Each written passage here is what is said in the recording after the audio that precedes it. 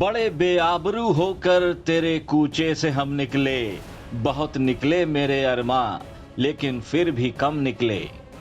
कल तक सड़क पर उतरकर बीजेपी का झंडा बुलंद करने वाले सतीश पूनिया की चुनावी साल में ही पद से विदाई हो गई। मोदी, नड्डा और शाह की तिकड़ी ने पूनिया को ऐसा जोर का झटका धीरे से दिया कि पूनिया समझ ही नहीं पाए कि आला कमान की बिजली किधर से आई और कहां आ गिरी। अभी 2 दिन पहले ही सतीश पूनिया दिल्ली गए थे, प्रदेश के तमाम सांसदों के साथ बैठक की थी, चुनावी रणनीति पर चर्चा हुई थी, लेकिन पूनिया को इस बात का जरा भी एहसास नहीं था कि आला कमान की गाज उन्हीं पर आ गिरेगी। सतीश पूनिया राजस्थान में खुद को बीजेपी के सीएम का संभावित उम्मीदवार मान रहे थे और उसी हैसियत से जनाक्रोश यात्राएं कर रहे थे, कांग्रेसियों को घेर रहे थे, लेकिन पूनिया को नहीं पता था कि पार्टी उनका पत्ता साफ कर चित्तौड़गढ़ वाले सीपी जोशी को उनकी कुर्सी सौंप देगी।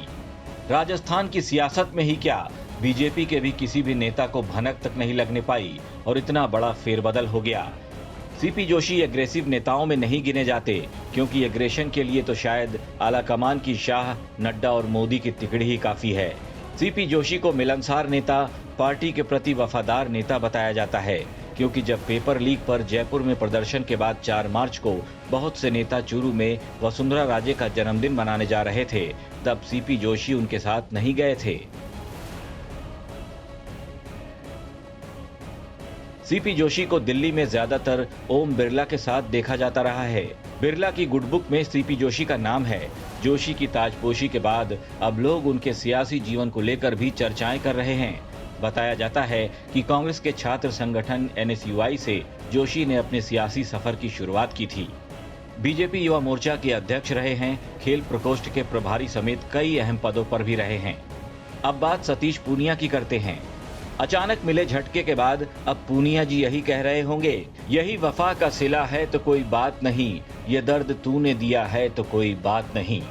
राजस्थान बीजेपी में पूनिया एक्टिव थे, इसमें कोई दो राय नहीं, लेकिन पूनिया की एक्टिवनेस का जो असर होना चाहिए था, शायद वो हो नहीं पा रहा था, क्योंकि प्रदेश में सभी बड़े मुद्दों पर राज्यसभा सांसद किरोड़ी लाल मीणा जिस तरह से मुखर थे, शायद पूनिया उनके मुकाबले कहीं भी नजर नहीं आते थे। यहाँ तक कि सतीश पूनिया किरोड़ी बाबा के आंदोलन में हिस्सा लेने भी नहीं जाते थे। इस बात की शिकायत खुद किरोड़ी लाल ने कुछ दिन पहले ही पूनिया को ही लिखे एक पत्र में की थी कि बीजेपी के बाकी नेता उनके आंदोलन में शामिल क्यों नहीं होते। किरोड़ी लाल मीणा ने राजस्थान में पेपर लीक के मुद्दे पर बहुत बड़ा आंदोलन किया था। पुलवामा शहीदों की वीरांगनाओं को उनका हक दिलवाने के लिए राज्य सरकार से अकेले टक्कर लेने निकल पड़े थे बाबा। पुलिस से भी भिड़े, अस्पताल में भी भर्ती होना पड़ा। किरोड़ी लाल मीणा को राजस्थान की जनता का अपार समर्थन मिलने लगा। शायद इसी को देख बीजेपी के बाकी नेताओं का झुकाव भी बाबा की ओर होने लगा। किरोड़ी लाल मीणा जब अस्पताल में एडमिट हुए तो बाबा के सम्मान में बीजेपी ने एक बड़ा विरोध प्रदर्शन किया। राजेंद्र राठौड़ और सतीश पूनिया ने कांग्रेस की सरकार को घेरने की कोशिश की, लेकिन किरोड़ी समर्थकों के बीच मौजूद सतीश पूनिया को विरोध भी झेलना पड़ गया। ऐसा कहा जाता है कि किरोड़ी लाल के एक समर्थक ने सतीश पूनिया के खिलाफ ही नारेबाजी कर दी। इसके बाद तो पूनिया भी खफा हो गए। इधर किरोड़ी लाल मीणा अस्पताल में एडमिट थे, उधर सतीश पूनिया जयपुर में ही मीणा नेताओं के साथ बैठक कर अपने दिल का दर्द बयां कर रहे थे। लेकिन पूनिया जो कुछ भी कर रहे थे, शायद उन्हें नहीं पता था कि ये दांव उन्हीं पर उल्टा पड़ने वाला है, क्योंकि किरोड़ी लाल मीणा के समर्थक बाबा को इस हद तक चाहते हैं कि बाबा तो क्या, उनके किसी समर्थक के बारे में भी कुछ सुन नहीं सकते। किरोड़ी लाल मीणा जयपुर से दिल्ली के एम्स में शिफ्ट हुए। पार्टी के तमाम नेता बाबा से मिलने पहुंचे थे।